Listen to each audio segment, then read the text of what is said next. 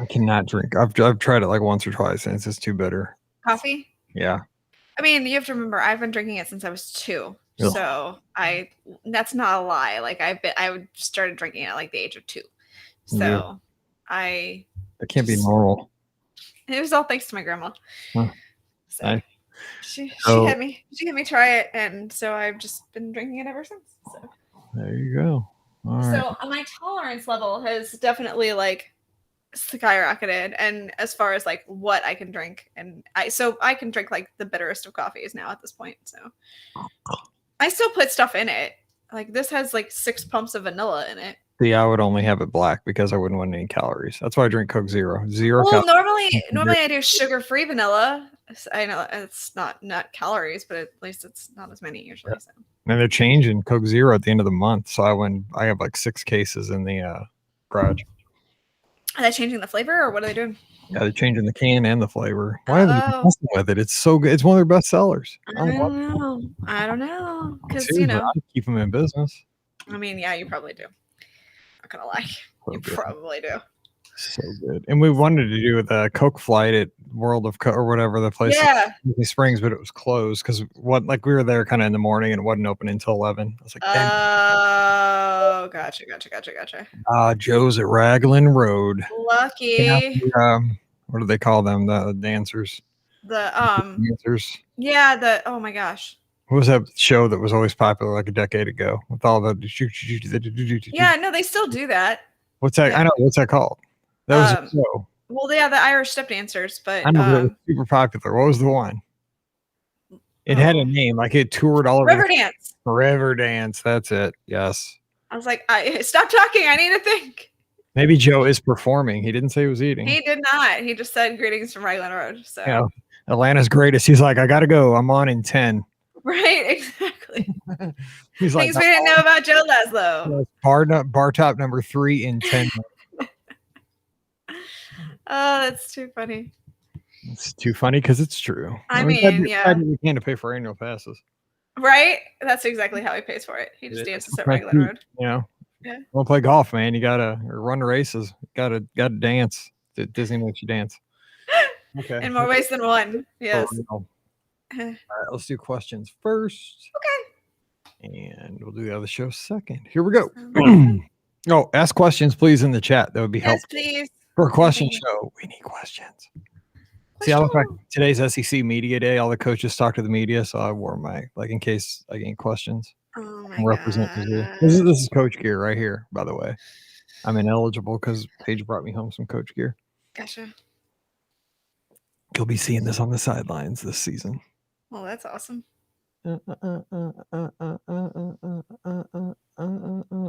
Joe's out. Beer flight's here. Have a good one. Oh, yeah. That's it. This couldn't go well with the beer flight and Joe. He's got to have some motivation to dance, and that's exactly. Yeah. Beer flights, and he's dancing for free. Disney's not even like paying him; he's paying them. But Disney gets you. That's true. That's true. Disney Cruise Line got me dancing one time. All right. They got people, clucking like chickens. Exactly. All righty, here we go. Welcome to episode 1934 of the Be Our Guest Walt Disney World Trip Planning Podcast. I'm your host, Mike Rallman from BeOurGuestPodcast.com and one of the senior agents. That's right, over at the Magic for Less Travel. Happy Wednesday to you. Hope you are doing well. And I guess we could say this is the dog days of summer because it's pretty hot. It's the end of July. And hey, kids, close your ears. Teachers, actually more teachers than kids. Cover your ears. It's almost back to school time. No, we talk about that right now. I only say that I'm not in education anymore, so it doesn't matter. I work every day. But back in the day, that would give me cold chills. That would freak me out. But the end of July started to approach us. The worst is like when you roll into Target and you see. Oh yes, I seriously went into Target this past weekend, and all the back to school stuff is out, and I was like, oh my goodness, so early, but it's not. But it is, yeah. This year they're starting a couple, because last year I think school around here started around the 1st of August, and I think they passed a law this past year that says school cannot start no more than 2 weeks prior to Labor Day. So it's really, so Pam gets a little bit of a longer summer this year. Which, I mean, after 2020, our teachers should get a 9-month summer, and kids. Just if I run for president, that's going to be one of my platforms. I've said over the years, I got a few platforms. Longer summers and freestyle Coke machines are illegal. Right, of course. Exactly. Of course. Anyway, you've heard her. She's here. We got Ricky from the mouseforless.com to answer your listener questions. What's up, Ricky? I'm just getting ready for my own trip. So I'm excited to head down to the Orlando area for a fun-filled weekend. So getting ready to get all packed up, getting my Disney dresses all in order and my ears and everything. So yeah, they're all getting ready to get packed away in the car so that I can head on down. So I did all the same things, except I didn't pack a car. I didn't have any ears and didn't wear any dresses. I mean other than that, we had the same trip. Same exact trip. Yeah, exactly. All right. So let's hop into the questions. We've got some questions as we record here live on Facebook and YouTube. Thanks to those folks who joined us. You can join us on Mondays, usually around 5:45 Eastern.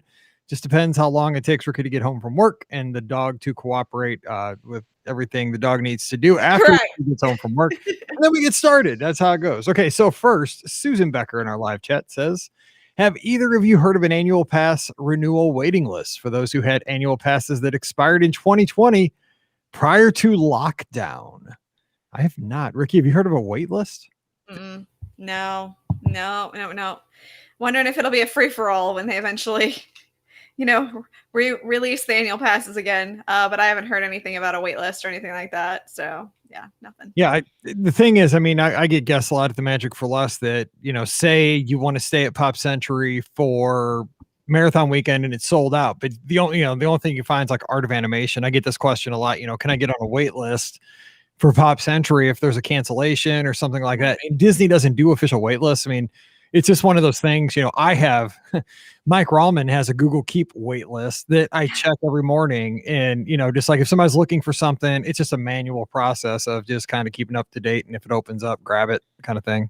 And that's saying with annual passes, it'll be all over the place, Oh right? gosh. Yeah. I mean, as soon as the news breaks about annual passes, everyone, including the Mouse for Less, will have an article about it. So it's just, that's how that works. I mean, it will be blasted everywhere because that's really between that and the dining plan and that FP word I won't use. Those are the three things that most people are the most anxious about returning. So that news will be blasted everywhere for sure. That's the third prong of my platform when I run for president. No freestyle Coke machine, summer's longer, and Fast Pass will return. There you go. I'm not elected. Come on now. I'm just popular. I got it right here. I'm king. Okay. So next, and I know you wouldn't vote for me because of that, but that's correct. Okay. Yes, that's fine. Because I'm going to carry the majority. I'm positive. I understand that. Yes. Tide rolls. Okay. So, gotcha.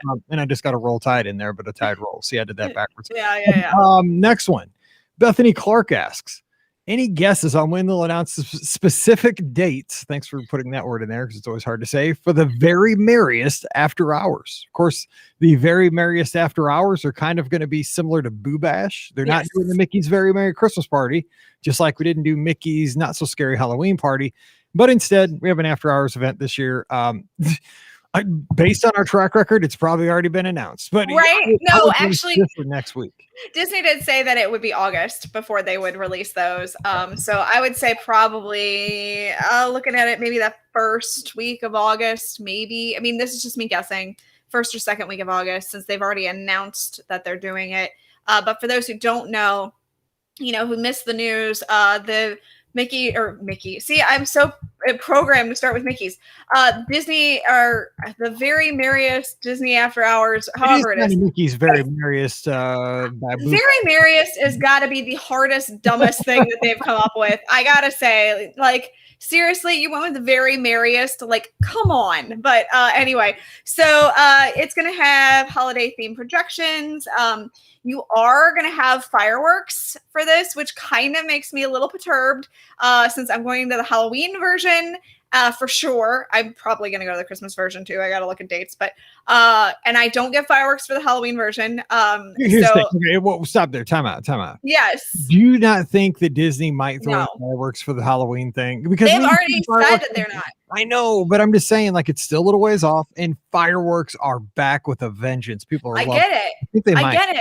I mean, but they don't need to. They sold out. So, like, no, but come on, Disney, you got them back there. Let's do it. Come on now. I agree with you because I feel like that's something that would be very easy for them to do. But yeah, so boo on that one. I'm a little perturbed. Okay. Yeah, boo to you. No. So guests will also get snowfall on Main Street, USA. You get to see favorite holiday Disney friends spreading holiday cheer throughout the park. I'm guessing that would be cavalcades and distance meet and greets. So, there's that.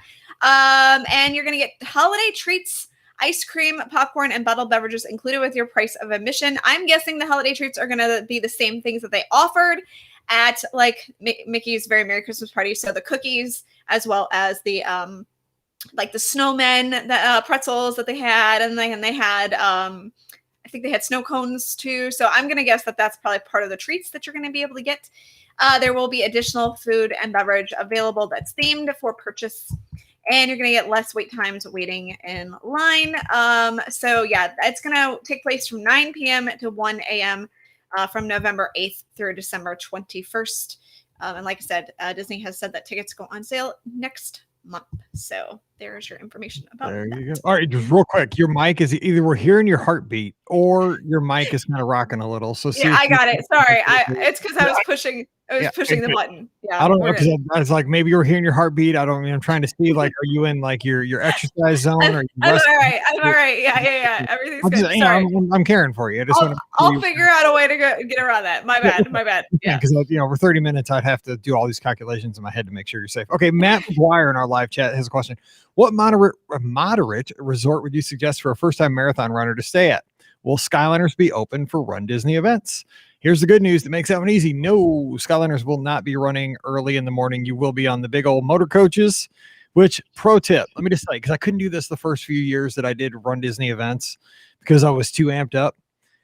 As soon as you get on your bus and sit down, you go back to sleep. Because the thing is, when you get to Epcot, they're going to flip the lights on. Everybody's going to jump up. It'll wake you up. But I mean, that can, because sometimes you even sit in traffic. And I used to freak out when I got stuck in traffic on a bus going to a Run Disney event. But now I love when I'm in traffic because it's usually kind of chilly in those mornings on marathon weekend. And I'm in a warm bus in a comfortable chair. And I know I'm going to get there. Like, dude, sit in traffic until, the last minute and get me there. It's awesome. Now, as far as your question about which moderate resort, of course, now you got to remember that the Caribbean Beach will have the Skyliner running for the remainder of, operating hours. So to get around outside of going to the races and coming back, that's an option. But, really any of them, again, I've had this debate in my head again. Caribbean Beach, Coronado Springs. Let's keep the Port Orleans resorts out of it for right now, which they will be open for marathon weekend. Hallelujah. Welcome back to those resorts. But Caribbean Beach and Coronado, it's such, I've been thinking about this for probably a year now, and I don't have an answer. Like, which one is better? Because Coronado's got better rooms. It's got better on-site dining overall. Yeah. The pools are a wash, but the better rooms at Coronado, and Caribbean Beach's rooms aren't bad. We actually liked it because it had a ceiling fan. They've kind of refurbished it. It's got a bigger TV now. It was a nice room. We had an Aruba. But the thing is, the Skyliner versus the fancier hotel at about the same price point, I don't know what wins because Coronado's actually got a very central location to all four. Yeah. I don't know. What do you think? I mean, for a marathon, I just say you just go with whatever you like because there's really not a big, in both Port Orleans resorts, just right across from Epcot. You're super close on the motor coach. Yeah, and a lot of people are saying French Quarter in the chat, and I would kind of agree with them just because the size of French Quarter is smaller and a little bit less walking potentially that you'd be doing, so a little less wear and tear on your legs. But I mean, gosh, if you're not so worried about that, it is hard to beat that Skyliner access. I mean, I agree with you. Coronado and Caribbean Beach are both two fantastic options at this point. They really, in a weird way, they really put the Port Orleans resorts to shame now because both are just so spectacular. And I look 5 years ago, we wouldn't have been saying these. Like nobody really talked about moderates 5 years ago. So, I think for me, it might. If you're staying in the tower, Coronado is really nice though. Yeah, but it feels very deluxe. It does. So if you're staying in the tower, I might say Coronado. But if you are looking to just stay anywhere and you're fine, I'm going to say Caribbean Beach. So I think. And I picked Pop Century because I'm cheap, but I wanted the Skyliner. So there's. Well, yeah. Yeah, That's how I'm going to be. And let's all cross our fingers we get in. Oh my gosh, I don't want to talk about it. Stop talking about Marathon Weekend until after the 26th, and we'll have our skip. Yes. Okay, here's a question I have for my inbox, and I was talking with your friend of mine, Ricky. You remember Kevin? He's big. Yeehaw Bob's biggest fan, right? Besides of course. Yeah, Kevin. Yeah, absolutely. So he's been missing our shows because he wasn't getting the notifications on Facebook. So he's going to join us this Sunday night. I told him if not, I'm going to have to call him myself somehow. But here's the thing. He's counting down for a trip, his next trip to Walt Disney World, but he wants a countdown, like, a countdown app, but not on a mobile device. He wants it on his desktop computer. Have you ever heard of something to install on, say, your PC or your MacBook or something like that you can do, because like you had Days to Go. Yeah, there's tons of apps for mobile devices, but what about desktops? Have you heard of anything for that? If not, we can throw it to our listeners. No, I haven't, but that is a great question. I'm sure that there's some sort of extension that's been created by someone that does it for desktops, but no, I don't use any for desktop computers, so I don't know any offhand. It's a good question, though. I'm sure that the collective will be able to let us know. Thousands of folks out here right now. If you use something like, and we got a lot of folks that are tech people, so give us some thoughts here so Kevin can have it on his desktop and get excited for his trip. Because he asked me a question. I'm like, you know what? God, I've never thought of that. There's a million of them for mobile devices. And I don't know. So let me know at Be Our Guest Mike or Mike at BeOurGuestPodcast.com. We'll get it to Kevin. All right, Rhonda Lee, question for Ricky. I'm out. She says, I love a lot of your Disney dresses, except for, no, she didn't say that. Yeah. That's what sounds like. I am wondering where you get them. Are they mostly through the Disney store? Let me real quick though, so I don't get left out. Let me give me a fit check. Hat, Mizzou, top Mizzou, shorts, Dick's Sporting Goods, and I'll have my shoes on right now. Oh, headphones, Sony. And there you go. There's my fit check. All right. What about you? Okay. So Rhonda is correct. Most of my Disney dresses are through Disney store. So shopdisney.com. They usually put out a fair number of the Disney dresses that are in the parks on the website. So I usually get them when they go on sale. I do not usually pay full price for the dresses. It's very rare that I do. There are a few though that I have paid full price for. So I do occasionally do that.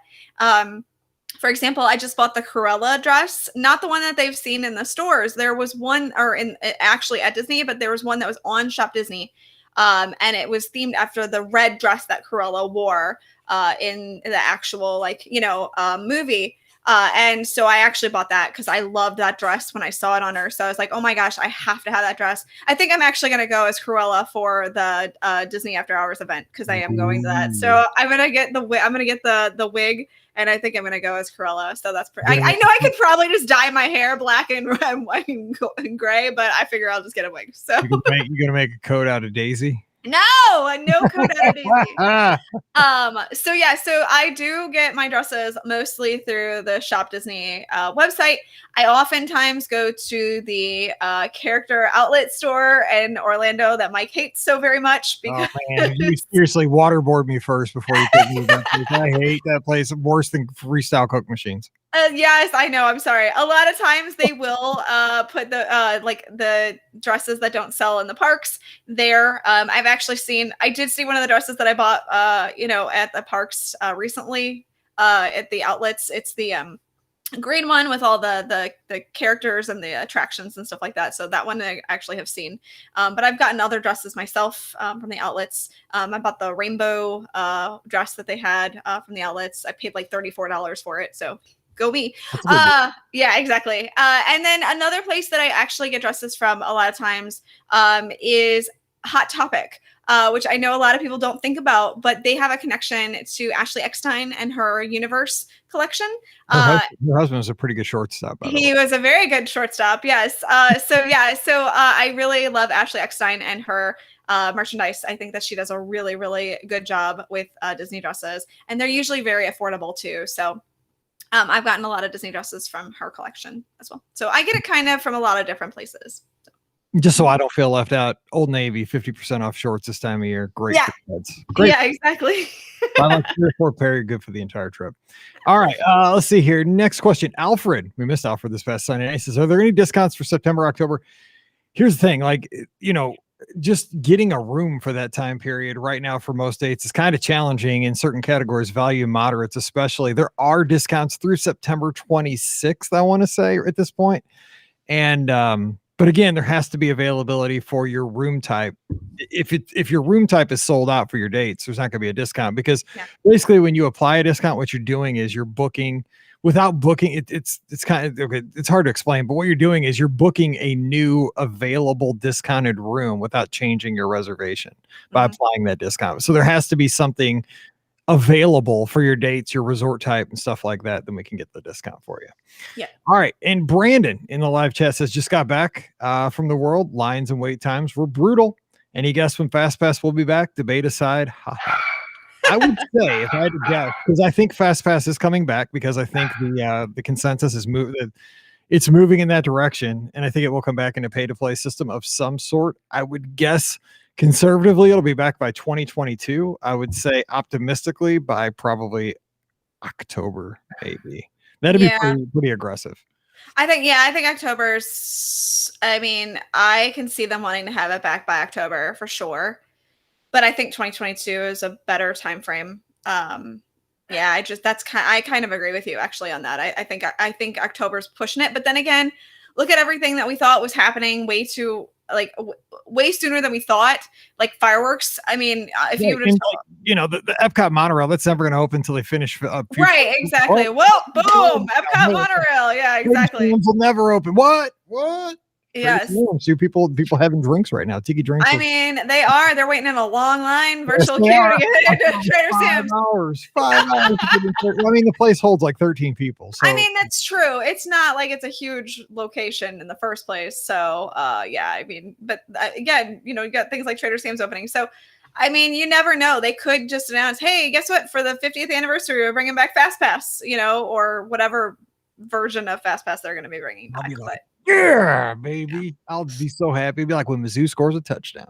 There you go. Oh, let's go. Okay, so Matt has a question in the live chat. Says, how were the Magical Express lines on recent trips? Actually, my last couple, not bad at all. I know that like we were seeing those lines that went from Magical Express practically back to TSA. That was kind of a little exaggeration, but it wasn't bad at all. Like we just walked up when we went down this past time. We just basically, like, 3 families were in front of us. They told us, hey, get in line 12, buddy. And then there were, like 2 families in front of us. We walked onto the bus. I mean, we waited 10 minutes.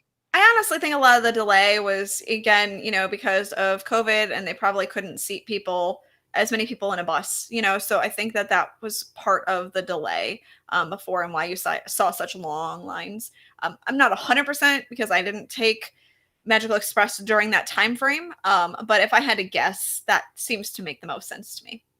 I did.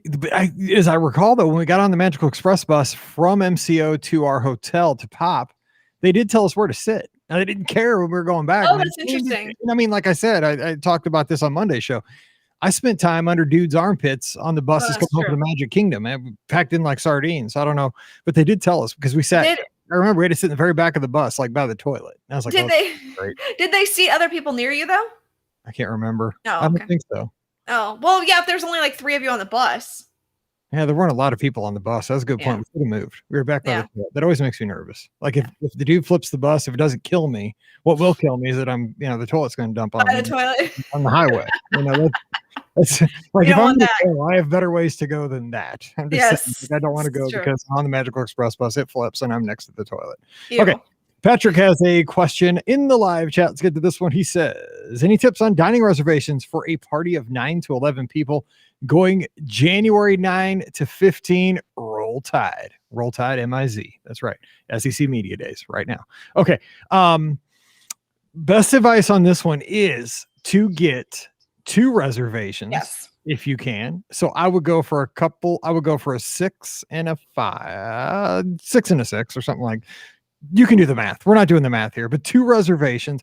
And if you can get them within, say, 30 minutes of each other, yes, you're going to be golden. Just, show up when the first one, show up at the first reservation time. Yes. Explain to them that you have 2. You're willing to wait until the second reservation time rolls around. Yes. And if possible, can we sit together? Now, this was really, really difficult when physical distancing was a strict thing at Walt Disney World. but it's not so much anymore. So we're seeing more success with this, but I would go with 2 reservations, a lot easier to find. Absolutely. That's 100% what I was going to suggest. And actually, I don't even know right now if you can get reservations for more than parties of 8. So I think I've heard that it's been like tampered down for the time being. So I would absolutely do that, split the reservation, however many will be in your party. So 4 and 5 or, 6 and 5 or whatever, I would split it. Yeah. Alrighty, and let's go to the inbox. And the title of this one's How to Plan Final Days of a Trip. It's from Paul. He's in Ohio. Mike and BOGP crew, we have a trip planned for this coming Thanksgiving, and we need some help figuring out how to plan 2 days. This is our second trip. The Magic for Less is booked for us. Mike, you planned the first one with us in 2018. We've been to Disney many times. This is our first trip since 2018. This trip, we're staying at Coronado Springs. We fly in on the Tuesday before Thanksgiving and have a park reservation at Epcot, as it is a tradition for us to eat at San Angel the first day of the trip. Just ate there. Very good. I don't know what I ate because it was so dark. That's the thing about San Angel. Hey, that can be something you talk about on Friday. I know. Could have been a duck. Could have been a chicken. I don't. It tasted good. I don't know. It was so dark. I mean, but it always is there. It's kind of the part of the ambiance. It's like, oh, here's your food. Okay, eat it. Anyway, he says, Wednesday, we have Magic Kingdom booked. We do have park hoppers, so we can move to a different park if we want. Question is, where should we go Thursday and Friday? We fly home Saturday. I lean towards the studios. I've not seen Galaxy's Edge on Thursday and the Kingdom again on Friday. I want to take advantage of going down during the 50th and spend as much time in the Kingdom as possible. My thoughts are that we could hop over to Animal Kingdom one day. We have 5 adults and 1 6-year-old. Also, Coronado Springs is completely new to us. We normally stay at Beach Club. Any tips for this resort? I listen to every episode, and each one brings so much joy. So thankful for your commitment to help us, all of us Disney fans, want to get more pixie dust in our days. Thanks, Paul. All right, a lot there. So he's got Epcot there, so they can go to San Angel Inn, going to Magic Kingdom day 2. How do you plan the 3rd and 4th days? He's got it. I would say the 3rd day's got to be Studios, Galaxy's Edge, right? Yeah, I would say definitely Studios. And sorry, Daisy's losing her mind downstairs. So sorry. Hang on, we'll wait till she's done. Is like Brian coming over or something? No, I don't know what she's losing her mind over. I muted myself and I was like, don't come to me. Dang it, Mike came to me. Sorry. Daisy, come here, Sippy. Come here. I don't know. Somebody must be outside. Okay. Daisy. All right. I think she's done. Okay. Ready? Yep. Yeah. I think that that day should definitely be the Studios. I think that that's a really, really good call.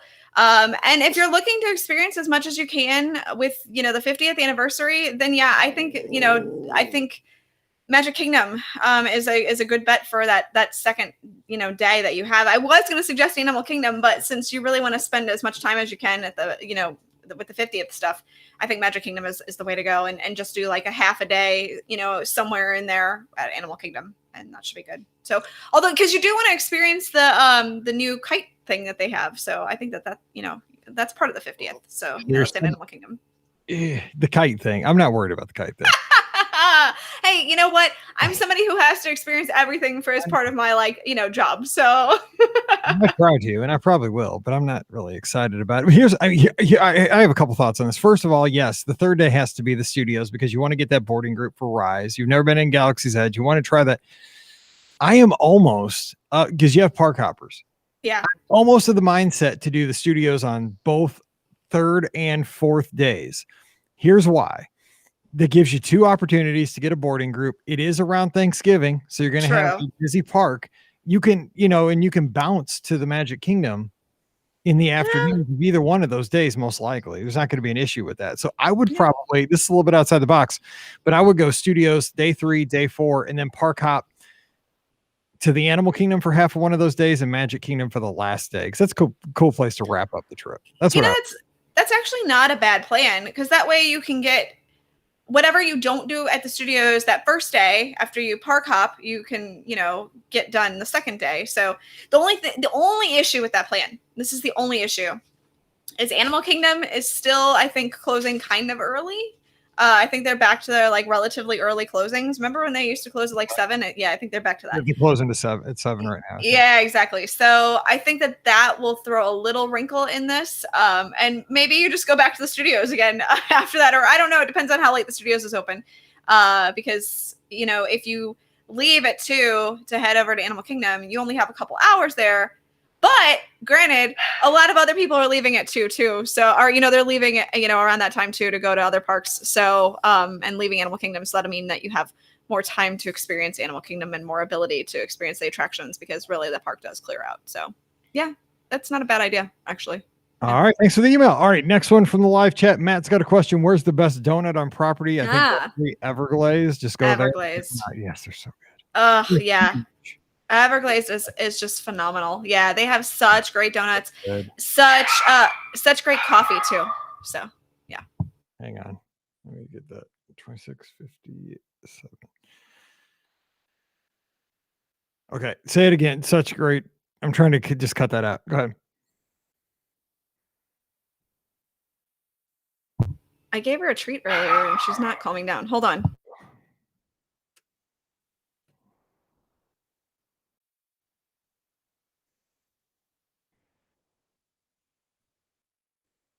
I'm glad my dog is sleeping at my feet. I swear she only does this when I record, by the way. Like, she does not lose her mind any other time. So, okay. Start off with the Everglazed again. Is that what you said? Yeah, go ahead. Okay. Yeah, I think Everglazed is absolutely the right choice. And they have some amazing coffee there, too. So you definitely want to try that out. All right, let's get to the next question. And Becca's asking, how easy is it to take the Skyliner from Pop to the Riviera? Super easy, super easy. So what you're going to do is get on the Skyliner at Pop Century. You will get off at, actually, I'm trying to think now. Holy cow, let me think. So you'll go to Caribbean Beach. That'll be the hub. And then, yes, you will transfer at Caribbean Beach to the Epcot Skyliner. And then you will get off at the next stop. Because if you're going to Epcot, you just pass through the Riviera station. Now, you could also get off at Caribbean Beach and just walk to the Riviera, but it'd probably be faster and nicer to ride the Skyliner all the way to the station. So, yeah, get on at Pop, get off at Caribbean Beach, get in the Epcot line, and then get off when they ask where. They usually just jump in there like, hey, where are you going? Like, when they usually just say, hey, are you going to Epcot? Yeah.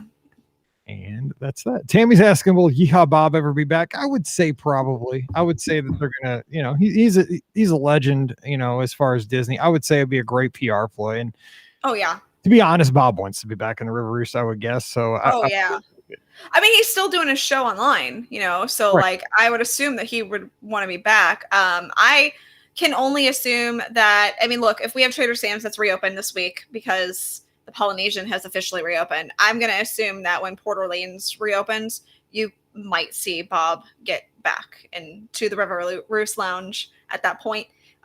So that would be my guess. But I mean, again, we'll have to see it. We still live in these times of COVID. So it'll just depend on how things work, but I can easily see them getting him back in at that point. And I've been practicing my binoculars for when he sings the song, the birds and the trees and the trees and the egg and the nest and all that. That's my jam. I always have to run up and down the bar when I'm there. Mallory's always like, why do you always have to do that part? I'm like, because Bob's my guy, Right, exactly. For show. We got to keep the show going. I got to have the binoculars and the bird and the nest and whatever. Yeah. Okay. If you've been there, Okay. Diane's got a question. Run Disney question. Love these. Signed up for my first race and days later found out my knee is not conducive to running. Sigh. Oh no. How long do they give you to run a 5K before they clear the stragglers? You can actually walk the entire 5K as long as you're not at a turtle's pace, and you're going to be fine because there's no balloon ladies for the 5K. Now it's got to be in a reasonable amount of time, but I would say if you're walking at the pace you walk the theme parks or maybe just a little bit greater, totally fine, because it's kind of touted as kind of like a family event, kind of like a run walk. Yeah. I don't think you'd have any issues as long as you can walk around. Absolutely. I think you're gonna be fine. And Donna in the live chat says happy birthday to Ricky on the 23rd. There you go. That would be Friday. Yes. So Friday's show, we can wish me a happy birthday. Okay, yes. Well, we'll do that on Friday. So sorry, we can't wish that now. No. Let's see here. Not my birthday yet. Daniel Cisneros, who used to always have questions on WDW Today back in the day, I believe from Las Cruces, New Mexico, as I recall Matt Hochberg saying, and it's weird that I remember that stuff after a decade. Right? That's how my brain works. Says we're going soon. We have a bit of a logistics problem. Getting in late around 11 p.m. to the airport. I use a CPAP and need distilled water. I guess the gift shop at Saratoga Springs will be closed when we get there via Magical Express. Any way to get some distilled water for that first night? Let me just give you a little background on this. Okay, here's a story from my trip. This is the worst story of the trip. I'm just seeing if anybody's listening upstairs. So you want to get your food before like the end of the night at Walt Disney World. Okay, so we went to Sebastian's, which we're going to talk about on Friday's show, Sebastian's Bistro. Really good. But my daughter, Mallory's picky and didn't like a lot of the selections. She thought she was going to like the steak, like there's a skirt steak or something, but it wasn't cooked, the way she liked it. So she didn't really eat it. She ate, a couple rolls and stuff. But the thing is, so she didn't have dinner that night, but we didn't realize it because we went from Sebastian's to play mini golf over at Winter Summerland. There was a long wait. So we're in the car like at 10:15 going back to the hotel, and she's hungry now all of a sudden. Hadn't had dinner. She's dying. She's literally telling us she's going to die because she's starving. So Scott, being the nice guy he is, we're like, let's go to the McDonald's, right? Because it was at McDonald's. Not that McDonald's closed at 10 because it was right by Blizzard Beach there. Yes. We're like, okay, well, we'll hustle back to the resort and get something at the food court. Nope, food court closed at 10. Guess what? The gift shop closed at 10. Everything closed at 10. And by this time, it was like 20 to 11. Now, the Pop Century food court was open to 11. So I thought, it's like 50-50. We can get on the Skyliner right now, get over to Pop, grab some food, and get back. Because I don't want to get, the thing was, I don't get stranded at Pop, right? You get over food, and then they close the Skyliner. Then you're like, oh, no, it's 11 o'clock, and I got to, get an Uber or something to get home. Anyway, point is, yeah, things will probably be closed, but here's the solution. I would just order something from like a Garden Grocer or Amazon Prime now, have it delivered to Bell Services the day before. Just say, 4 guests, Daniel Cisneros staying at guest at Saratoga Springs. They'll be waiting for you when you get there without too. That's probably your best bet, I would say, to get that there. You think, Ricky? That's exactly what I was going to think of, like Amazon, just have it delivered that way. Because I can't think of any other way to get that water that you need. So that's my best advice too. All righty. And Carla Fuentes, she's usually here with us. We appreciate that. For those of us that like to space out our trips, when do you expect reservations will open for 2023? Usually that would happen in spring of 2022, usually around May. But again, it went different this past year.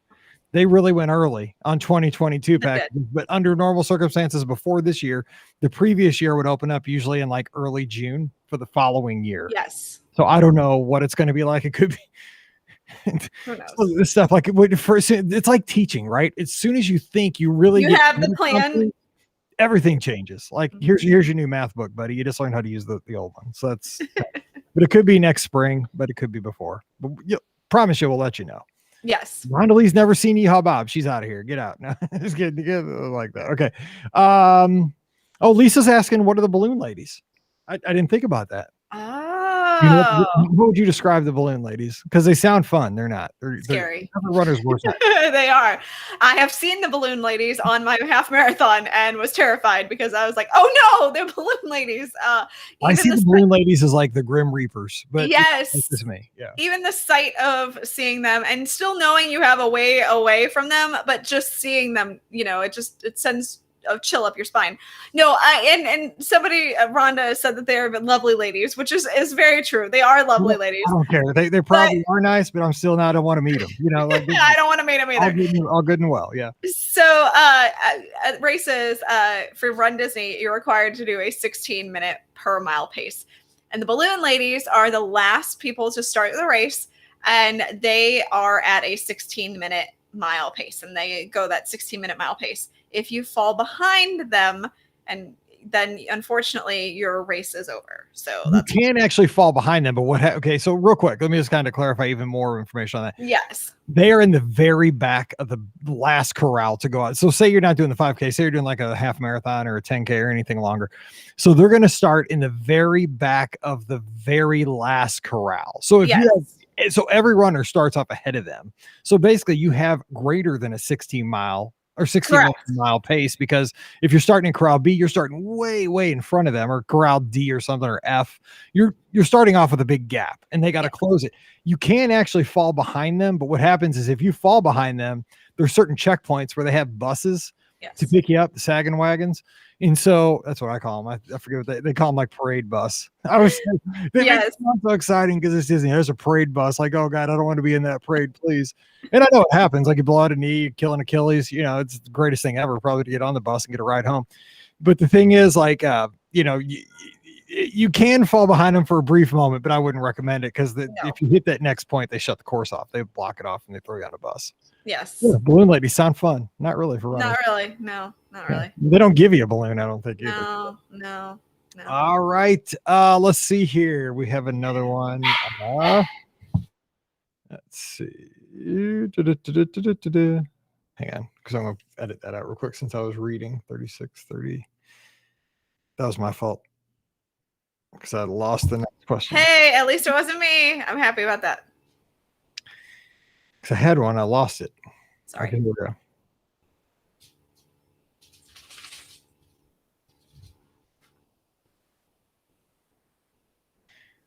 All right. Emily has a question.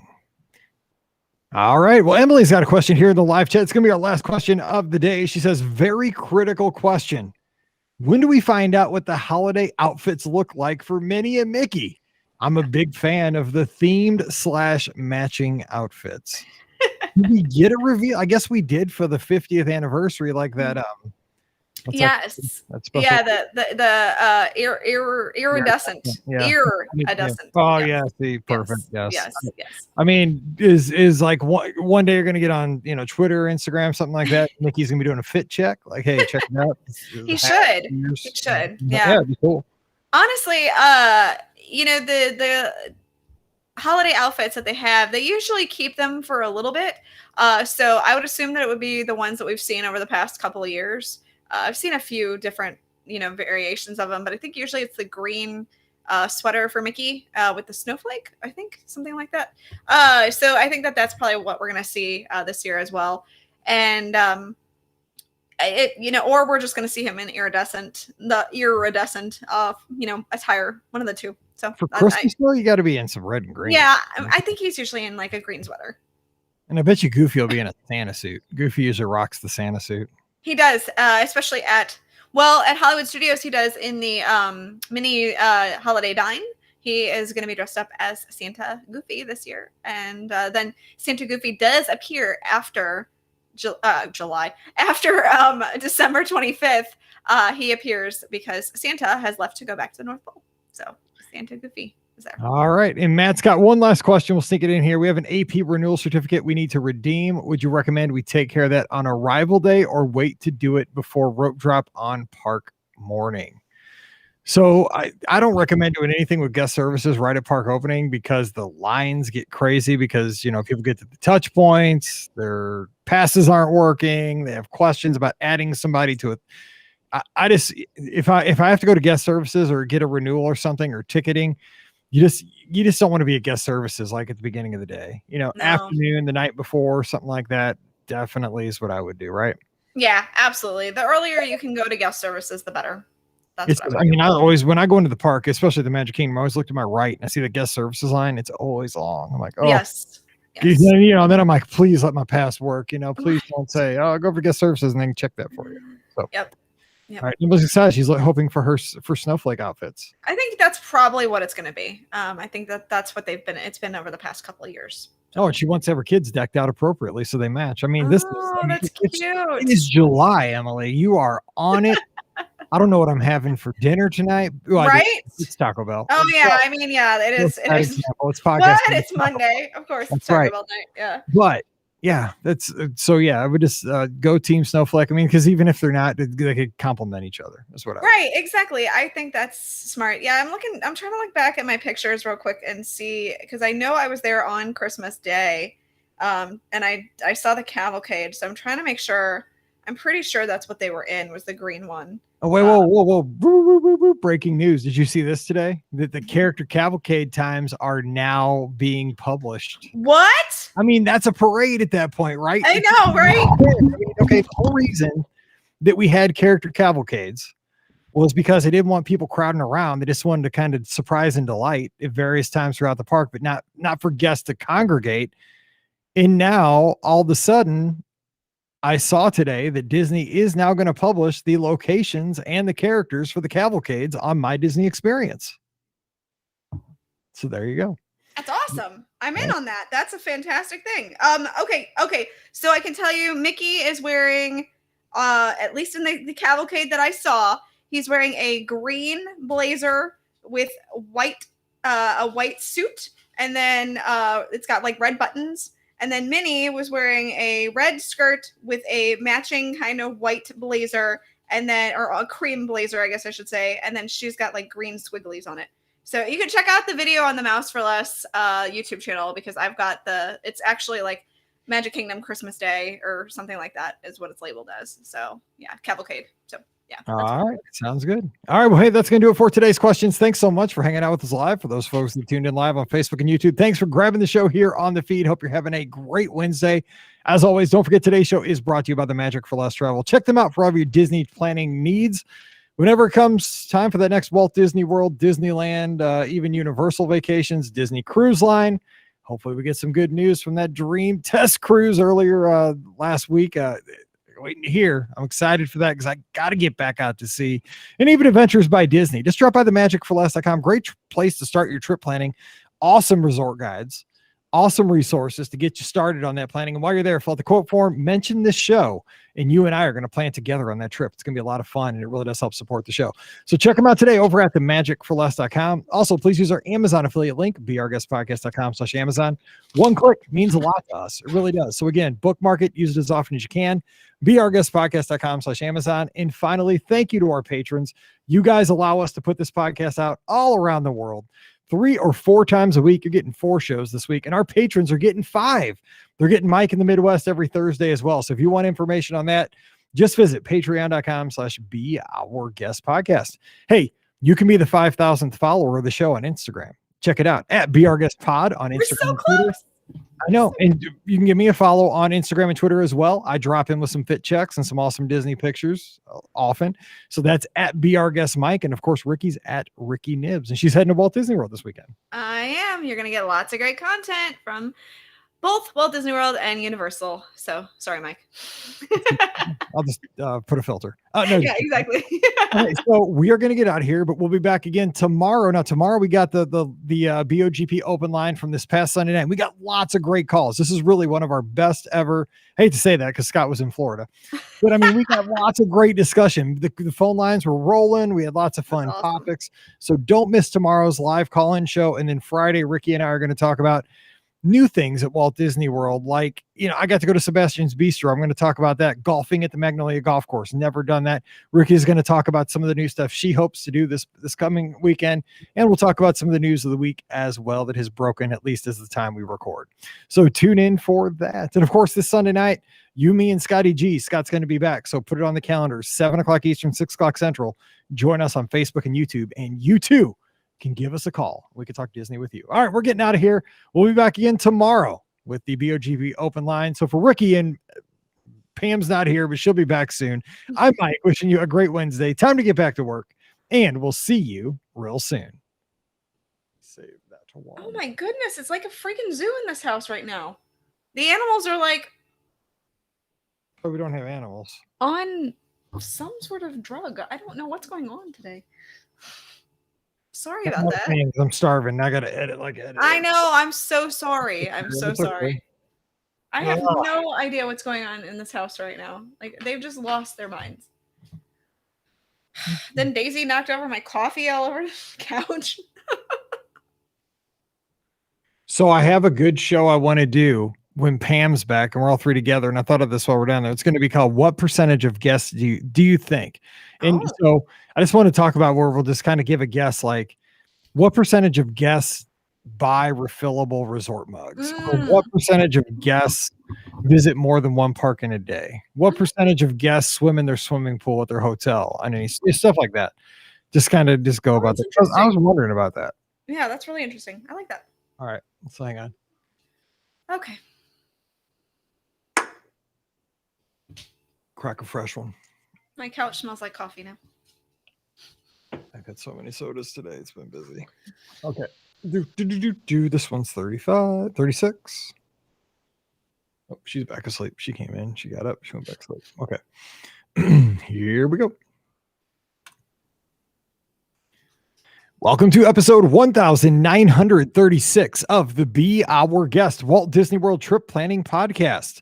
I'm your host, Mike Rallman from BeOurGuestPodcast.com. And of course, one of the senior agents over at the Magic for Less Travel, working hard for our guests to plan magical vacations. And thank you. I don't say this enough. Thank you to all my guests over at the Magic for Less. I love having the opportunity to help you plan a great trip. So thanks for dropping it. And if you haven't worked with me and you go to Disney, let's do it next time. Just go over to themagicforless.com, fill the quote form. We'll take great care of you. Anyway, today we're going to have a good time talking about first time things, because there's lots of new stuff every trip that we go down to Walt Disney World. So I'm going to talk about a few of the things that I didn't get to on Monday's trip report that I did for the very first time. And Ricky is heading to Walt Disney World and Universal today. And so we're going to hear about maybe some of the things she's looking forward to doing for the first time in forever down at Walt Disney World. So joining me today to have this fun conversation, we have Ricky. She hangs out over at themouseforless.com. What's up, Ricky? Happy Friday. Happy Friday. And so my mom doesn't chime in again. It is my birthday. So happy birthday to you. Happy yes, birthday. Yes, happy birthday. Happy birthday to me. So yeah, that's why I'm here in the Orlando area. I'm actually here today and going to have my birthday dinner at Universal. Sorry, Mike. I'm headed to Big Fire, which I did last year for my birthday. It was one of the best meals I've had. And so I'm so excited to get to go back to Big Fire. Had an amazing steak there the last time. So I'm totally getting the steak again. And I'm super stoked. So yay, birthday dinner. Let me ask you this. I don't know if Big Fire would be the answer to this or not, but say they said you could go to any restaurant anywhere in Orlando and cost it like it would be comped for you because you're this famous podcaster. Is Big Fire your choice, or do you go, is there some place you would go bigger, like a Victoria and Albert's, like a California Grill, or somewhere over at Universal? I mean, if it was my birthday, I go to Olivia's because it's got great food and it's not expensive. I'm cheap.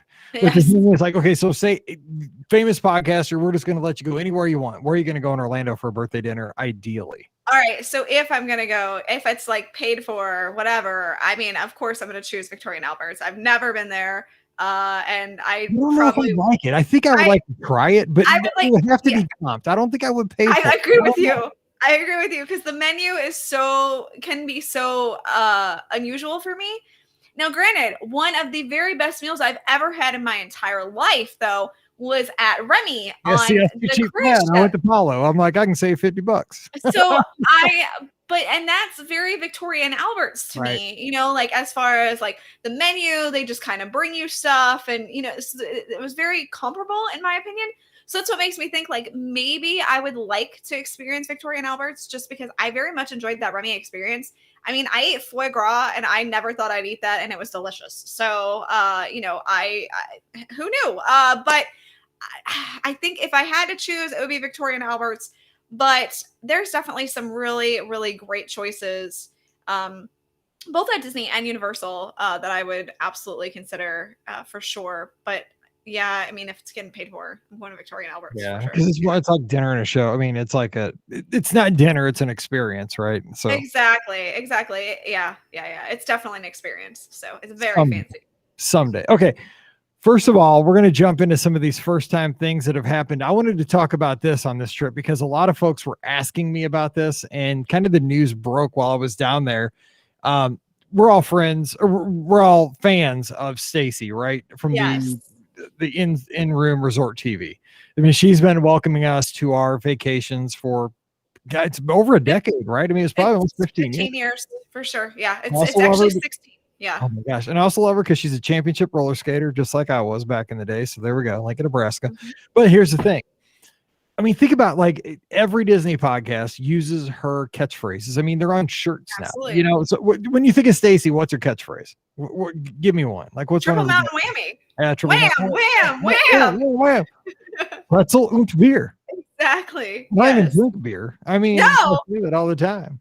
Exactly. Yeah, I mean, it's just, looks like my Uncle Phil.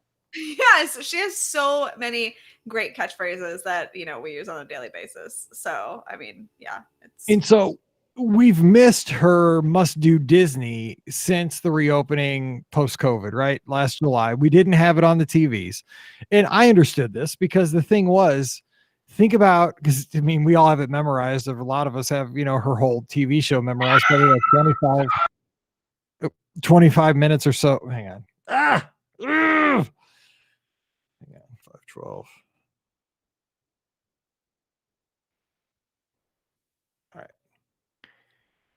So we all have her show practically memorized. It's probably about a 25-minute or so show. And the thing, I just lost my train of thought. Let me think. What was I talking about? Okay, I got it.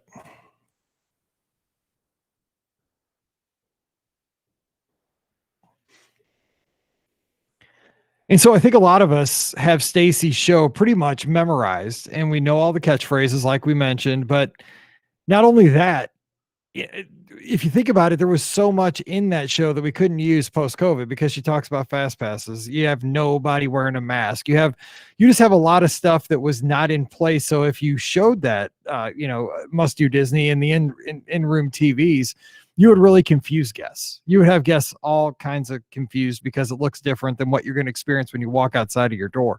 Now, one of the things that I got to experience on this trip was the replacement for Must Do Disney on the in-room TV. And I will say that I see what Disney was doing here. I know people are upset with this, but Stacy put out a tweet and she was very gracious, thanking all the fans for all the support. I mean, I would guess if I was Stacy when I took this gig, it was just for a little, kind of basically something you're going to see internally on a vacation at a destination. And I'm sure this grew well beyond what she was expecting when she was recording the stuff at the water parks and all over the parks. But the thing is, she's an icon now for Disney fans, and the Disney fandom's huge. But the thing is, I get where Disney's going with the new TV show, because what it is, it's a bunch of B-roll, which is exciting B-roll. I mean, it shows people going on the rides and, eating snacks and all that stuff. But it's a voiceover behind a bunch of B-roll, which, if you think about it, it's way more flexible than flying Stacy down to record new segments, because you can swap out B-roll at any moment. And with a voiceover, boom, you just voice over that back, you're behind it, and you're totally set. So moving forward, Disney's going to be able to, again, we'll see, because when Toy Story Mania opened, I thought it would change seasonally and we'd have all these new games and stuff. Well, that's what they were supposed to do. Exactly. Yeah. But it has the opportunity to be something that is very fresh, very current, but it also could be very stale. I didn't mind it. I mean, I'd rather have Stacy, but I get it. We're in new times and you got to be a little more flexible. So the new in-room TV, little, I don't even think it's called Must Do Disney, but it gets you excited, shows you all 4 theme parks, Blizzard Beach, stuff like that. It's fine. I mean, I would say it's 80% of Stacy's show, if I had to guess. All right. I mean, I will definitely miss Stacy. She started the top 7 and then must do's, that she started that on our first trip, like Brian and my first trip to Walt Disney World. That started for that anniversary. It was back in 2005. So I have very distinct memories, and that's why it's so near and dear to my heart, because, that really was the first thing that I remember from our vacation. And that was such an important vacation in our family. So, that's so huge. So I will miss Stacy. But I understand. Look, she got 15 years out of that. That's so fantastic. 15, 16, however you really want to look at it. And it's so great what they were able to do with that footage and, her and all that. So, thank you, Stacy, for being such a huge part of our lives. You were definitely our must do. So, little Disney trivia for you. Can you name the host who did the almost exact same show before? Yes. Stacy. Carissa. Yeah, good job. And the funny part is that was only available for seriously a very short window of time. It was not there very long. So it's a pretty good one too, though. If you go back, because we played on Magical Mouse Radio, we played the audio from it. It's pretty good. Yeah, I mean, it was all the same lines, just about. I mean, but they brought Stacy in instead of Carissa. So yeah, it's pretty good. Okay, so next. One of the new things I did was we went to Sebastian's Bistro. Okay, so we're staying at Caribbean Beach and we got to eat at Sebastian's Bistro. And the funny thing is we went back and forth about canceling this ADR 100 times. Really? we were not really, it was one of those days where we knew we had dinner at Sebastian's, but like we ate a late breakfast because we were with Scott's family at this point. We ate a late breakfast, we ate a late lunch, and then we're thinking, oh my gosh, are we going to get our money's worth because we're not starving going into Sebastian's. So we're going to change it. We're going to cancel it. We were going with all these, ideas, but we decided, you know what, we got to eat dinner. Let's just go there. It's a new experience. And I will say, first of all, the restaurant itself at Caribbean Beach, it's gorgeous because you're right there on the water. You're looking out over the Skyliner and the Riviera. It's a really pretty resort, or what keeps saying resort, restaurant. Now, the one thing I noticed about it is that there weren't a lot of tables inside this restaurant. No, there's not. Still, I don't know if this is how it normally is, but I feel like they could have put 25% more tables in there. Have you been in there? Because I have like empty space everywhere. I've definitely eaten at Sebastian's before. Now this was before COVID, but I too thought that the space was not exceptionally utilized. Like I definitely thought that they could have fit in more tables, or it's such a weird configuration. It's kind of like an L. Yeah, it is. Yeah. So I thought that was very interesting that they did it that way too. Yeah. I could estimate while we were in there. I would have guessed it held like maybe 120 people at once. That's probably high, probably closer to 100 guests at one time. So not big when you think of different restaurants. Also, one other kind of side tangent, when we ate at San Angel Inn, which isn't a first thing, but I noticed that while we were in that restaurant, and it was almost impossible to get this ADR. I tried and tried and tried. Finally got one. It was like 4:15 or so. It was really early even for me, but I took it. And the whole time we were having dinner in there, over 50% of the tables remained unused in there. And I would say that is because, again, we talked about this on Monday, labor, right? It wasn't an issue of they didn't have enough tables. They probably didn't have enough wait staff. Yeah. It was kind of sad to see because, a lot of people want to eat there and it was hard to get an ADR, and that's probably why. Yeah, I think that's really still a key part of Disney's issue right now, and why restaurants have not opened back up fully is definitely a labor issue for sure, 100%. Yeah. All right, so quick review of Sebastian's Bistro. We had a great waiter. Scott had him when he ate there pre-COVID. Gentleman from the UK, very funny. He's still awesome because Scott said, I had you before and you were awesome. He said, still awesome. So I'm going to start using that line. Really good server, great service. And the thing is, it's kind of good to have, it's not that hard to have good service at this restaurant because it's family style. So they bring out these rolls first, and these rolls, I mean, Marlessa told me about the rolls. Those rolls are so good. They're Parker House rolls. Parker House, yes. Those rolls. But I mean, I haven't met a bread that I don't like. So True. It's hard to say that they were awesome though. They were like Texas Roadhouse, but a little better. And that's a compliment for me. So they were good. They bring out this big salad to share. They put 2 of them on the table because there were 8 of us or 7 of us. And, not only was the salad really tasty and it had kind of like a vinaigrette dressing on top of it, but there were like flowers, like edible flowers in the salad. And it was just because, again, this Caribbean kind of style dinner, and it was so good. So the salad was great. Then they rock out with bringing this platter out with some beans and rice in bowls. And then the meat dish that you share has a pork, has a skirt steak, and has chicken. They were all outstanding. I mean, really, really good. And I'm not a foodie, but I really enjoyed all 3. So it was good. And then of course, bread, I think it was bread pudding for dessert. I was stuffed. I didn't have any, but yeah, that's good. Like I said, I've eaten at Sebastian's, but it was, before it was the table or the family style meal. It is interesting that they decided to go that route there. But I'm not mad about it. I think that probably fits that restaurant a little bit better. And helps them, again, maybe see more people in, because of the size of it, a family style meal like that is probably really conducive for them because they really can get people through. So, and being on the Skyliner right there, they're really looking to get people through a little bit faster. So I think that changing it to a family style meal is a really great idea. And I hope that it stays that way.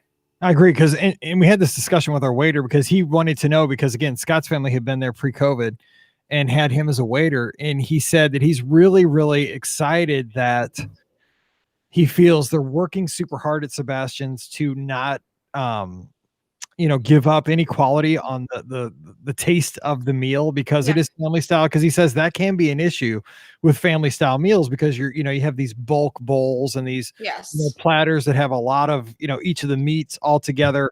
But he said, the kitchen staff, he was really giving them compliments. They're really good at turning things over quick. We grab them, we get them out to the guests.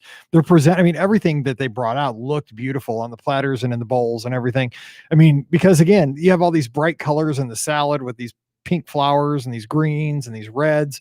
It really felt Caribbean. And he was very much worried about that. When you do a family style dinner, it can go two ways. It can be something that's warm and not hot, a little bland. He said, no, we're really working hard here to make sure everything is high quality, even though it's family style. And it was. And I'm glad to hear that, because he brought that up with us. What did you think? And I thought it was great. That's so good to hear. I'm really waiting. I kind of thought about making a reservation for this trip. But I have another first time. Since I've eaten at Sebastian's before in general, I have another first time experience that I'm looking at enjoying. And so I'm still debating that one, but I think I'm going to go with it. So yeah, but we'll talk about that in a minute. Well, let's go ahead and yours. What is that first thing you're looking forward to doing here? What is it? So it's not like new in the sense of like it's been around at Walt Disney World for a long time, but I have never experienced it. And especially since they have changed it again, this is another family style meal. I am going to experience Tusker House for the first time. Nice. Yeah. So I've heard some mixed reviews about it. I've heard, depending on where you're seated in the restaurant, you may not have a great view of the characters, which is a little disappointing, especially since you're paying for a character meal. But again, I understand kind of why they probably don't want people or the characters walking past, guests and things like that.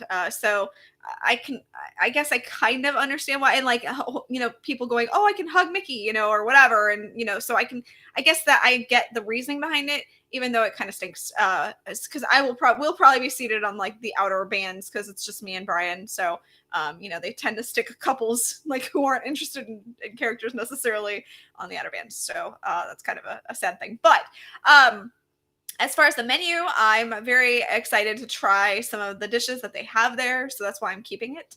And I know it's not like exactly the same. Of course, Tusker House is famous for such a great buffet. But I'm really anxious and excited to try this Tusker House experience. So that's something that you'd think after all this time I would have tried Tusker House, but it was a character buffet and it was expensive, and I was just like, I don't know. But since it's family style, I feel a little more at ease of trying it. I don't know why. I really do like the family style meals a lot better than the You too. I like family style because it's there, and you can just take what you want. I don't know. That's just me, but no, I agree. And then people rather order off the menu and get it delivered. I mean, that's just but family style is fine with me. And I will say I've done Tusker House twice pre-COVID for breakfast way back in the day, and it was great. Yeah. And we had a Tusker House reservation for the night before we golfed, but that was one of those nights we had a debate on this. We said we can either go to Tusker House and have this new experience, that just reopened, or Maya Grill just reopened. And so we canceled Tusker House and went to of course you did. Of course you did. I would expect nothing less from you. And I'll say, because Maya Grill's back open. Man, okay. So Maya Grill was one of my favorite restaurants, if not my favorite restaurant at Walt Disney World, there for about 5 years ago. For a few years, it was my favorite joint. Then they got a new chef. And the chef changed the menu and took off all the stuff that somebody from St. Louis, I think, would like, right? They used to have great fajitas. They had great chips and guac and, fish taco, like stuff that you kind of get at a place in the Midwest. If you go to a Mexican restaurant, like it was all super fancy Mexican. I didn't know what any of it was, but I still found stuff to eat. Mm-hmm. However, since they've reopened, quesadillas are on the menu, fajitas are on the menu, nice. Chips and guac, and so it's more of what you're expecting at a Mexican restaurant. Now it's fancy, it's very, very good, but I was so pumped. They got the margarita flights back on the menu. Oh, that's good. Tequila flights on the menu. They took away a lot of the stuff that I think made Maya Grill appealing. So I think it's kind of back to its roots, and I think that's a good thing. That's a very good thing. Yes, I know how down you were. Not necessarily down, but you definitely weren't as excited about going to Maya Grill before after they made all the changes. So I'm glad to hear that it's back to what you're looking for. It was a really, really good. We had way too many chips and queso and guac at the table. And then they brought out these. We were stuffed. I'm And we had sure. margarita flights. They were great. So, and smooth jazz guy on the guitar. Love that. Yes. We got our picture with him. We always do. Make sure you tip him too. Don't forget to just tip your That's right. waitress or your waiter. Tip the smooth jazz guy. He's giving you the ambiance. Okay, so another thing that I did for the very first time, we played the Magnolia Golf Course. Okay, now I had played in 2018 Lake Buena Vista Golf Course, which is the one that goes through Saratoga Springs, Old Key West, over by Disney Springs. That is a fun golf course. It was a lot of fun. Got to play that with a bunch of the guys for Marathon Weekend 2018.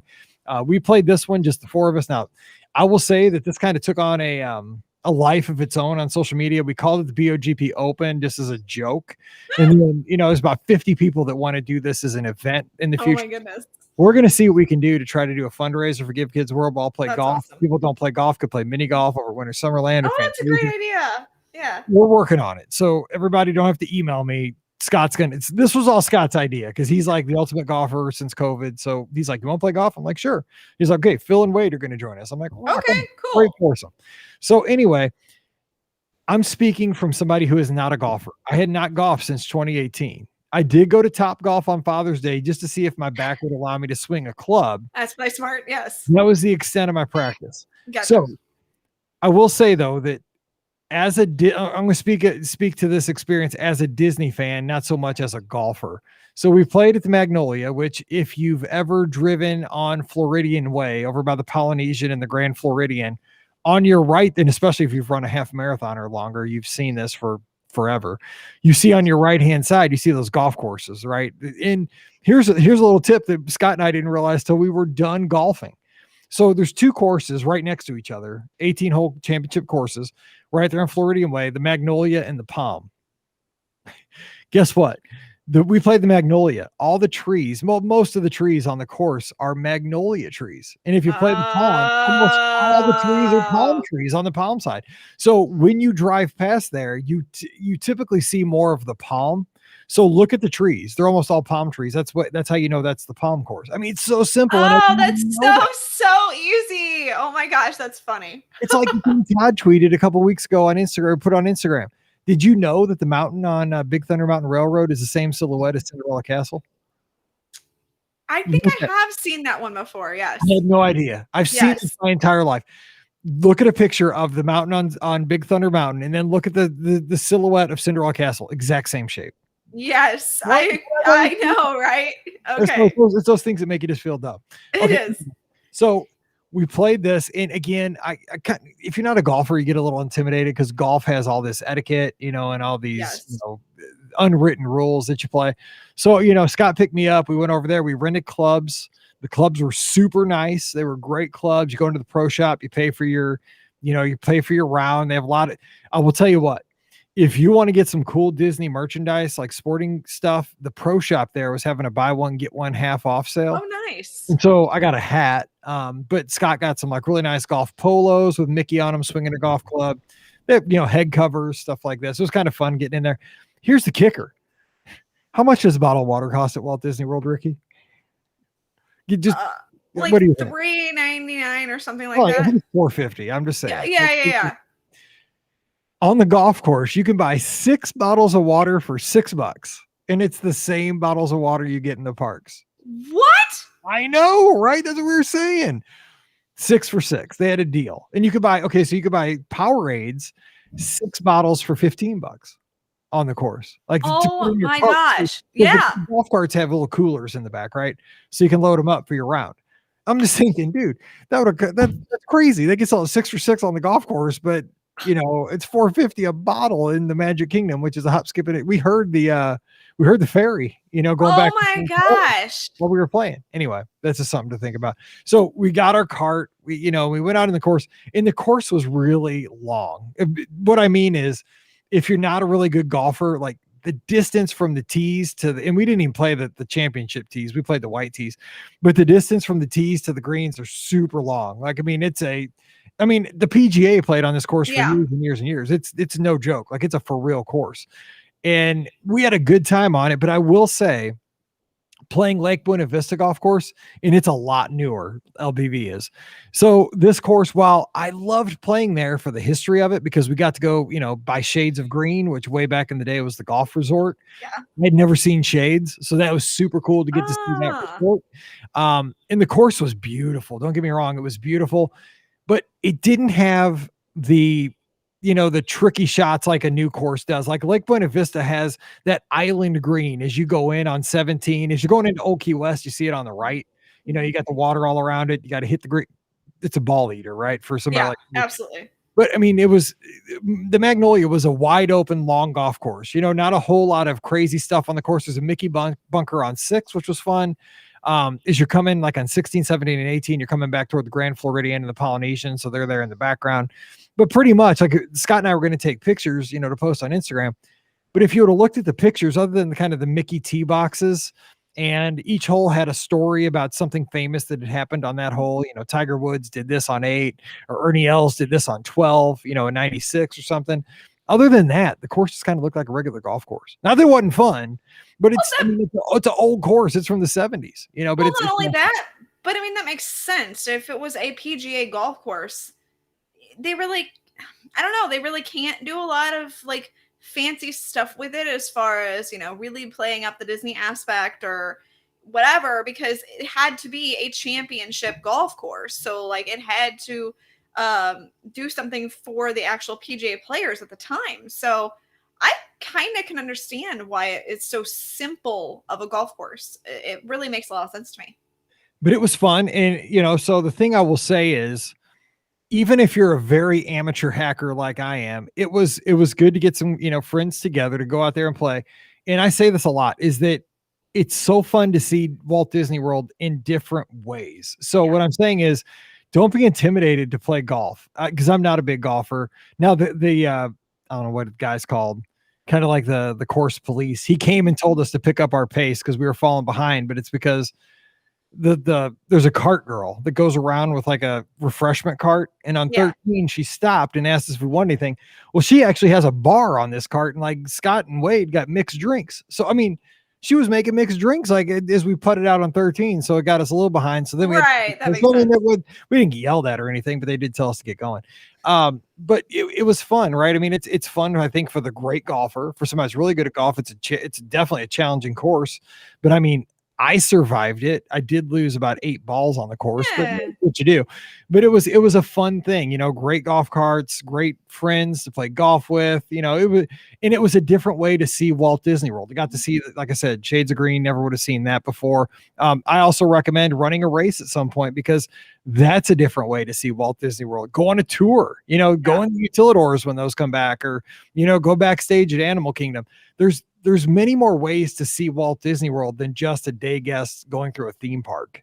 And so whenever you have an opportunity for that, golfing, tours, stuff like that, definitely go for it. And Wade's in the live chat. Yeah, the double vodka, everybody started playing, but I just had a Diet Coke because I was like, I'm going to win. Great. That's what I went with. No, but it was a good time. I mean, just if you're a golfer, give it a shot. Even if you're just kind of I golf every once in a while, give it a shot. I mean, it's a fun way to see Walt Disney World. So that was new for me. That's good. So Ricky, what else are you looking forward to? Something new on this next trip? Well, I mean, of course, it's not like new. I mean, I've experienced it before, but it's new for right now, and that is the Epcot Food and Wine Festival. It just kicked off, and there are a ton of new to me marketplace booths that I'm really excited about trying. The Magic for Less Instagram just posted this whoopie pie thing that I'm dying to try. It's like a s'mores whoopie pie or something like that. Yeah, that's going to definitely be eaten by me. So really getting to experience the beginning of the festival since it's just kicking off. Of course, it's different than the festivals in the past of Food and Wine. It's not as extravagant, I guess I could say. And, really like there's no there's no like seminars, or there's no, they used to have specialty dining experiences and stuff like that, and really none of that is happening, and it hasn't happened since obviously COVID. Now last year it was the taste of the Epcot Food and Wine Festival, and this year it's just the Epcot Food and Wine Festival, and not much has changed in regards to the taste to the Epcot, changing it. So honestly, I think this is the route we're going to see Disney go with these festivals. I really think that they're going to, especially with Food and Wine, I think it just got so big. And I think they're going to pare it back a little bit. I think that they really aren't going to have the seminars that they used to have. I think that's probably something of the past now at this point. I think that they're not going to have the restaurant. Well, they might have the restaurants do specialty dinners and stuff like that, but maybe on a lesser scale.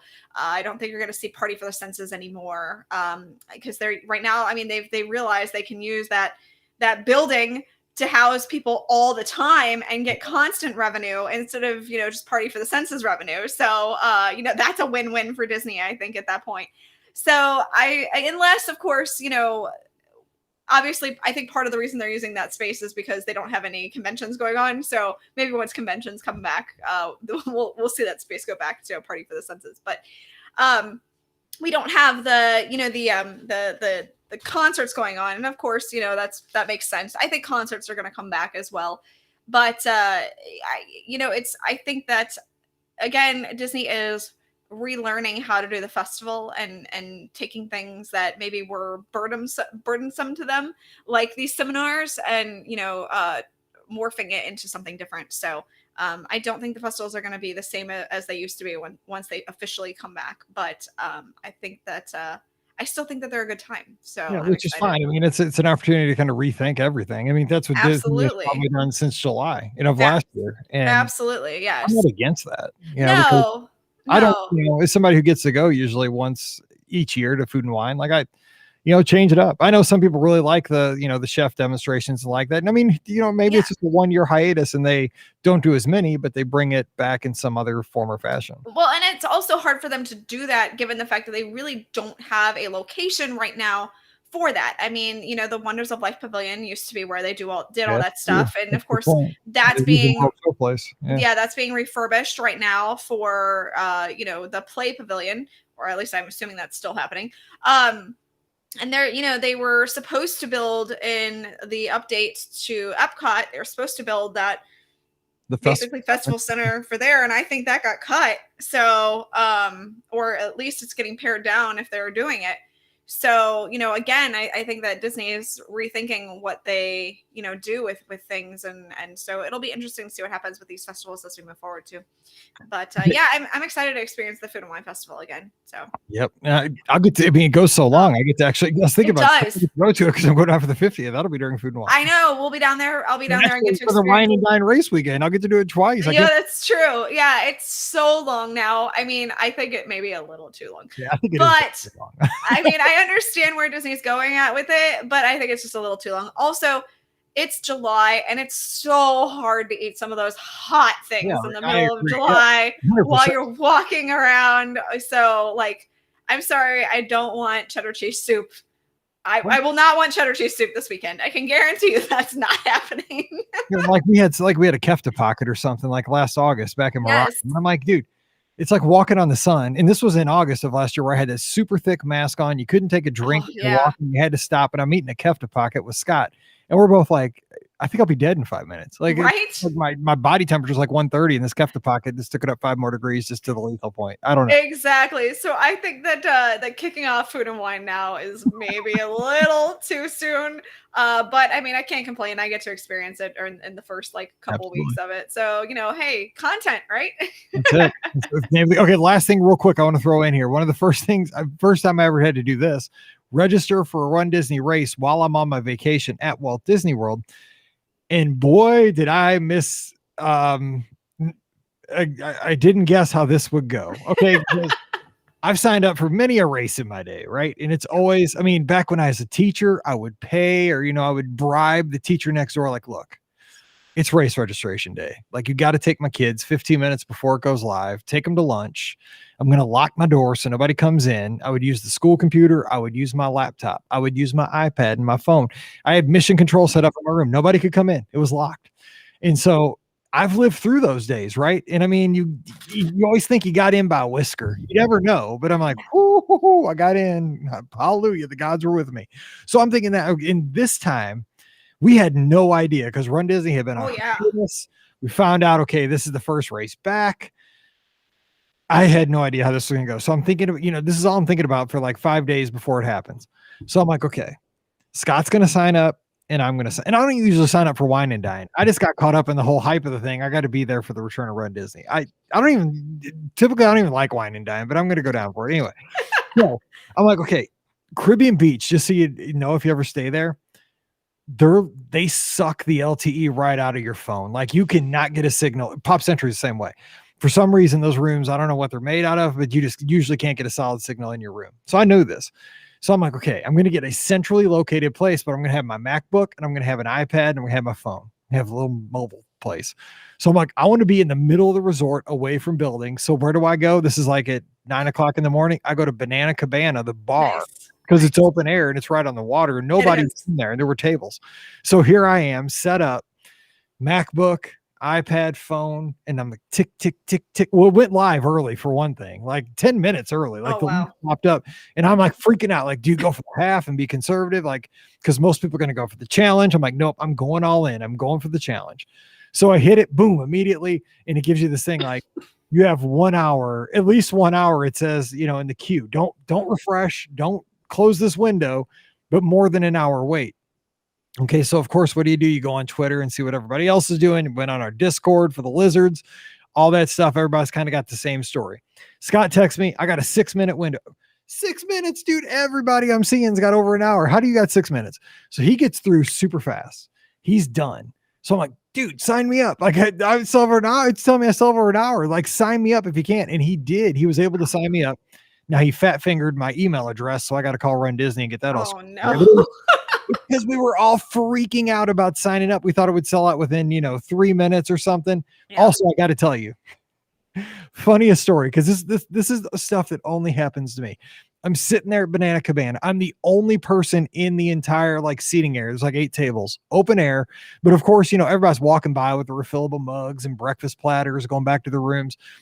And so this really nice family, older couple with their adult kids, their adult daughter and I guess her boyfriend or something, they sit down at the table before me, right before everything's getting ready to go down. Right. And so they're they're looking at me and oh, you doing some work? I'm like, no, I'm actually trying to sign up for a race down here at Disney. It's going to happen in November.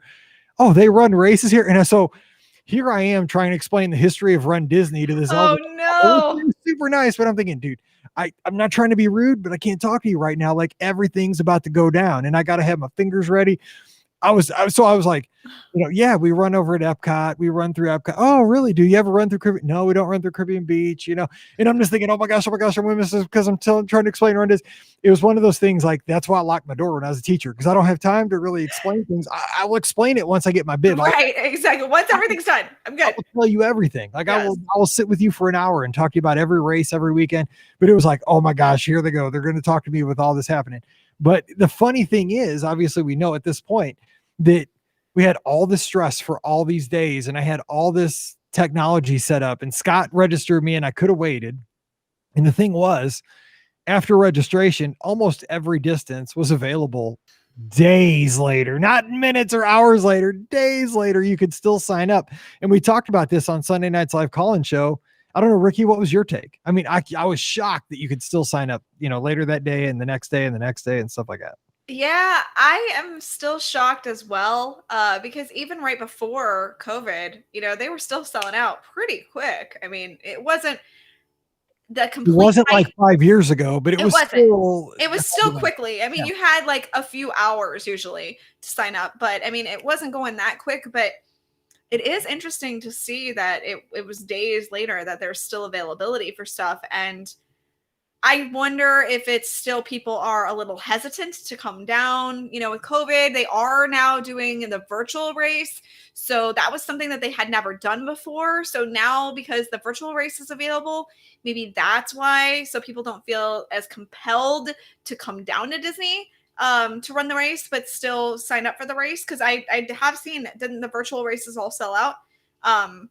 Or some of them, most of them, I think have sold out or something along those lines. So I think a lot of people, I don't know if there was some hesitancy for that or the additional offering that made it, But yeah, it kind of floors me. I don't, I'm hesitant to say, well, it'll probably be that way for marathon weekend No, too. But because I think people might have been just like, I'm not doing wine and dine. I'm I think saving my that's money because the registrations are 2 weeks apart. Yes. Getting that on the same credit card statement. Yes, I think that's exactly right. I think that a lot of people are waiting for marathon, and I think Don't that say that. because honestly, I know it, but I just don't want to hear it out loud. No, I know. Blah blah blah blah blah. I can't hear that. But honestly, that's the race that I think everybody thought they were going to start with. I think so too. So I think that might be why is the wine and dine was kind of like a surprise. And so a lot of people weren't expecting that race. And I think that they weren't ready for that race, So I think that I'm sorry to tell you, I think that everybody is still kind of, I gotta get my Dopey. I love Dopey. That's my favorite thing of the whole year. So we'll see. Yeah, but apparently I'm doing the 2-course challenge. So okay, there you go. Yeah, I know. That's got. And apparently the virtual half and the 2-course is still available, but it's the 5K. I think that's sold out. Something like that. Ron Lee said it sold out today. The 5K. We're recording. So that's Monday. Yes. All right. So, that's a show. So there you go. Some of the new things Ricky's looking forward to this weekend. So follow her at Ricky Nibs and of course at Be Our Guest Pod on Instagram and Twitter. And those are some of the things that I did. And you can go back to my Twitter and Instagram at Be Our Guest Mike and see all the pictures because mine are already there. Yes. They're pretty cool.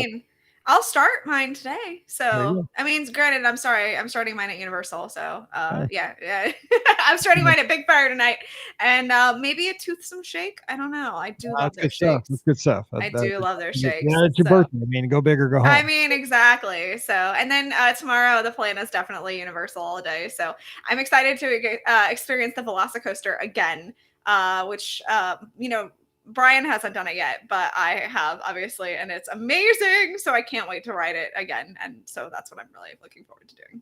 All right. Well, have a great safe travels down and have a fun birthday weekend. Thank you. All right. That's it for today's show. Don't forget it's brought to you by the Magic for Less Travel. Check them out today for all your trip planning needs. We even do Universal. I typically don't book Universal. I do for some guests every once in a while if you really know what you're looking for. But if not, I'll give you a definite Universal nut because we have a lot of those at the Magic for Less. I mean, there's people that like Universal more than Disney. I don't know what's wrong with them. I know one of them. Try to help them, and help them see the error of their ways. But we do have agents that like Universal more than Walt Disney World. I know it's all messed up, but I can get you in touch with that person. I promise you, we always take care of you the best way possible. But I'm telling you what, you want to go to Walt Disney World, food and wine. You want to have a kefta pocket in July? I can make it happen. Or cheddar cheese soup. Please. Not a good idea, but I can make it happen. I mean, you'll be like cursing me. You'll be like, Mike, why'd you send me to Canada for some cheddar cheese soup in August? Hey, that's on you. I can just get you great hotel tickets and get you squared away. But that's, what you eat in August, that's totally, that's up to you. 100 degrees outside, 100% humidity. Cheddar cheese soup. Dude, we gotta make decisions in life, and I can't help you with everything. All right, so check them out today over at themagicforless.com. Also, please use our Amazon affiliate link when you shop online, beourguestpodcast.com/Amazon. And thank you to our patrons for allowing us to put out this show each and every week. And our patrons get a 5th show every Thursday called Mike in the Midwest. If you'd like more information on that, check it out over at patreon.com/Be Our Guest Podcast. Also, join us this Sunday night, you, me, and Scotty G, 7 o'clock Eastern, 6 o'clock Central. You're the star of the show. We take your calls. We talk about anything you want to talk about in the Disney universe. So we'll see you here on Sunday night. All right, that's going to do it for today's show. So for Ricky, who is heading south as we speak to get down to Walt Disney World, I'm Mike, wishing you a great weekend. Whatever you do, stay safe, stay healthy, and we'll see you real soon. All righty. Yay! Save as. Less barking this time. I have a feeling there was somebody out in my backyard. Probably got burgled. Yeah, exactly. Maybe. Somebody breaking in my house. Burgled. I don't have a home security system, but Riley would sleep right through being burgled. Yeah, Riley She definitely wasn't woken up this whole time. I took her for 2 walks today. Oh, she's like, I'm tired. I went on lots of walks. She needs a haircut. She's got too much fur right now. Oh, poor baby. Yep. Okay, well, have a good trip. And I'll be watching. Yeah, I will not be here on Monday. So it's you and Pam and Ricky will be, or Pam and Scott. We'll figure it out. Cool. All right. Well, have fun. All right. I'll see everybody. Bye. Bye.